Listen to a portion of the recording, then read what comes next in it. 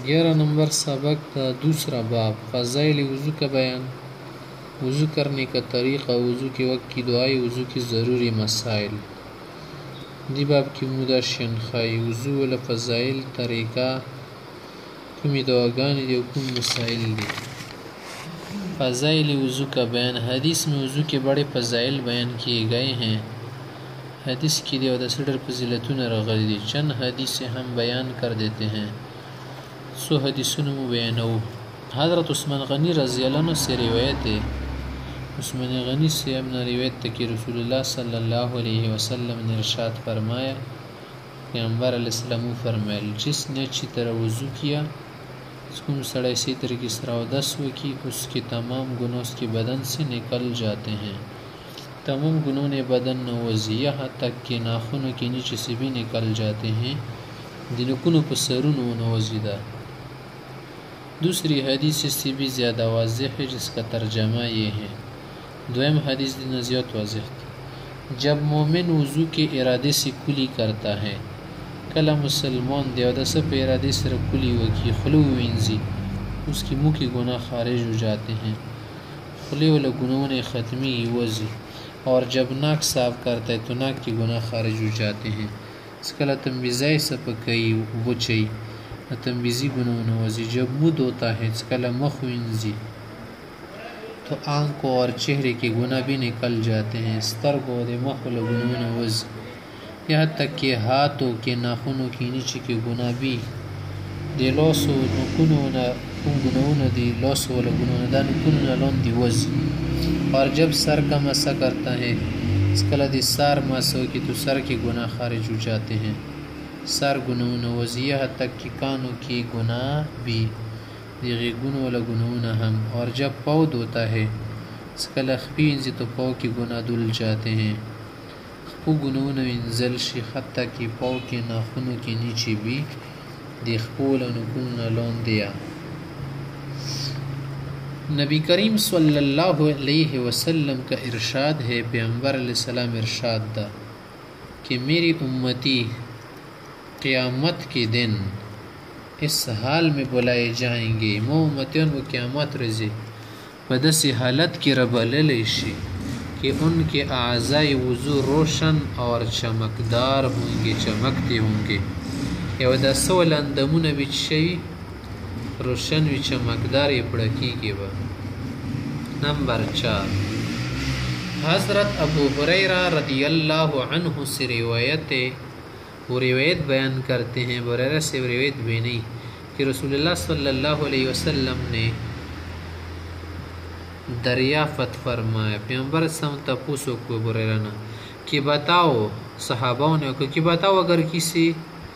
के घर के दरवाजे पर एक नहर जारी हो, कदी चौकुर में तो यह नहर जारी हुई और उसमें रोज़ाना 5 मरतबा गुस्ल करता हो,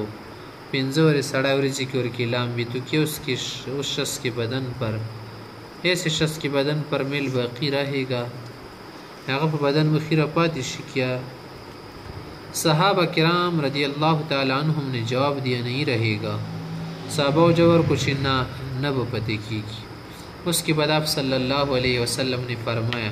मैं पैगम्बर अलैहिस्सलाम फरमायल, यही हाल 5 नमाज़ें पढ़ने वाले का है। दा हालत पिंजख्त मुस्कून के दा, अल्लाह ताला उनकी वजह से अपने बंदों के गुनाह सगीरा माफ़ फरमा देते हैं। सलमान ज़दी वाजिन दियागो वाला वड़ गुनून माफ़ कई। फ़ायदा यह ज़रूरी बात भी समझ लेनी चाहिए। देवा ज़रूरी ख़बर दजान पे पवल पुकार दी कि वज़ू के वक़्त जो गुनाहों की माफ़ी की बशारत है, सौदसप माखी और दसप वक़्त की कुम गुनों न माफ़ की काना दीवला ज़रदा, उनसे गुनाह सगीरा मुराद वड़ गुनों न माफ़ की। गुनाह कबीरा सच्ची तो बस ही माफ़ होते हैं, गड़ गुनों न सिर्फ तो भी सर माफ़ की। हज़रत सल्लल्लाहु अलैहि वसल्लम ने बाज़ लोगों को देखा फिर कि पैगम्बर अलैहिस्सलाम से खला की उकतु कि वज़ू के बाद किसी जगह से हीड़िया खुश्क रह गई और दसना बाद कुंदे लगे वचे पाते हुए, तो आप अलैहिस्सलाम ने फरमाया, कोई फरमायल वैलुल लिल अअक़ाब मिनन नार अस्बिगुल वज़ूअ, इन्हें इसी एड़ियों के लिए जो वज़ू में खुश्क रह जाए वेल का आज़ाबी वज़ू पूरा करो दसी पुंदो दोपहर हलाकत वी چې هغه په دسه کې وچې پاتې شي او دس پوره کوئ ویل دوزخ میں گڑے کا نام ہے ویل و دوزخ کے دیوی کند نم د جسم خون پیپ جمع ہوگا وین زی گندن شان پکی جمع ہوئی لہذا وضو کرتے وقت اس کا خیال رکھنا چاہیے اور دس په وخت کې د دې خبرې خیال ساتل پکار دی کہ اعضاء وضو میں سے کوئی عضو خشک نہ رہ جائے چې کم اندام دی ولینی د نوچ نشي پاتے فضائل وضو سے متعلق جن حدیثوں کا ہم نے بیان کیا ہے ہم حدیثوں نے مجھے بیان اردو تمیڑا والی دی ان کی عربی قصدن چھوڑ دی ہے اور عربی کے مدلنہ کو بیان اگر کسی کو عربی دیکھنے کا شوق ہو تو ہماری کتاب تعلیمات اسلام کا حصہ اول کا مطالعہ فرمائے ان کتاب دی اول حصہ متعلق ہے وضو کرنے کا طریقہ اس دیو دس طریقہ تخیص طریقہ دا وضو کرنے کا طریقہ یہ ہے کہ تم قبلہ کی طرف منہ کر کے بیٹھے قبلے طرف تبکینے اور کسی اونچی چیز پر بیٹھے اچت سے بھی نکینے تاکہ بدن اور کپڑوں پر چینٹے نہ پڑے نہ آئے بدن اور کپڑوں بنے متصری کی پری نوزی وضو شروع کرنے سے پہلے بسم اللہ پڑھے بسم اللہ دوئے دس نمہ کی پھر 3 مرتبہ دونوں ہاتھ گٹوں تک دوئے بلے سنہ مڑوندونوں پر یوں انزی اس کے بعد 3 مرتبہ کلی کر کے اور مسواک کرے بدری ولی خلوینزی مسواک کے اگر روزانہ تو غرغرہ کر کے اچھی طرح ساری منہ میں پانی پہنچا دے کہ روزہ نہیں بے غرغرہ کیوں کہ خواہ خلصہ پاکی اور اگر روزہ ہو تو غرغرہ نہ کرے کہ روزہ بے غرغرہ نہ کہ شاید کہ حلق سے پانی اندر چلا جائے نہ نوبت نہ تیری نشی پھر 3 مرتبہ ناک میں پانی ڈالے بے پوزی تو بواچے اور بائیں ہاتھ سے ناک صاف کرے پازدی صفا کی لیکن اگر روزے سے ہو کر روزائی ہوئی تو جتنی دور تک نرم نرم گوشت ہے نرمودی پیزی پر چھو کہ اسی اوپر پانی نہ چڑھائے پس وہ مخی جائے پھر 3 مرتبہ سار منہ دھوئے بیا مخ بنزی سر کے بالوں سے لے کر ٹوڑی کی نیچے تک سار وختنوانے سر ٹنڈی سار وختن ترن لاندے زنی پری اور ایک کان کی لو سے دوسرے کان کی لو تک یوں پچکے نوانے سے تربلی پچکے پر شخمت لوزنین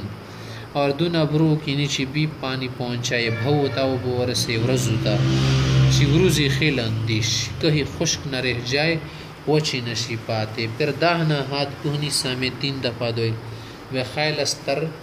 سرد سنگلی وینزے پھر اسی طرح بایا ہاتھ دوئے بے گزلاس اور ایک ہاتھ کی انگلیوں کو دوسرے ہاتھ کی انگلیوں میں ڈال کر خلال کرے